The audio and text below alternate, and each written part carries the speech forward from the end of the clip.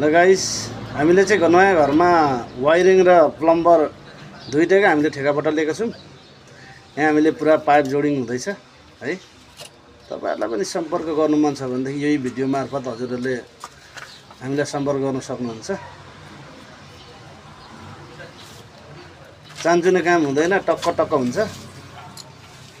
भरपर्दो एकचोटि लगाए पछाडि नबिग्रेसम्म भरपर्दो हुन्छ, त्यो पाइप भित्र जाम नभएसम्म।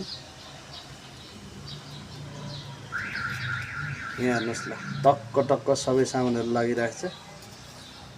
अनि यस्तो यो एरोदेखि यो ग्यापसम्म मिल्नुपर्छ। यो एरोदेखि यो ग्यापसम्म यो एरोले आकर्षित बनाउँछ। यो एरो चाहिँ देखाउनुपर्छ, यहाँ बाहिर देखाउनुपर्छ, आकर्षित देख्छ है।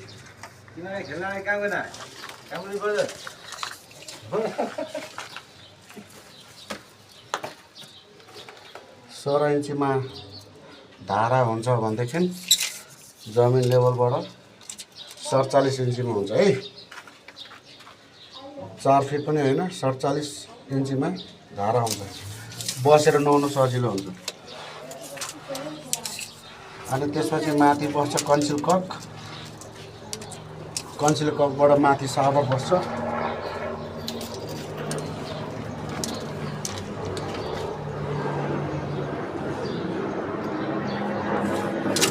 यो चाहिँ सिंगल लाइन वायरिङ हो। डबल लाइन नगर्ने रे, भाडामा दिने घर।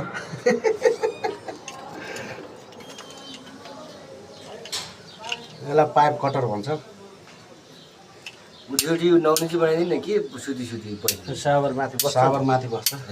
छुटी नहुने होइन, डान्स गरी नहुने।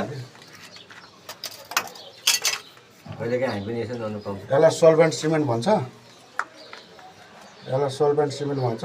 यो लगाएको 1 मिनट भित्रमा जाम हुन्छ। पछि यो जोइन्ट भएको जाम भएको ठाउँमा काटेर हेर्नुपर्छ। एउटै पाइप जस्तो देखिन्छ। बेल्डिङ गर्छ, यसले बेल्डिङको काम गर्छ।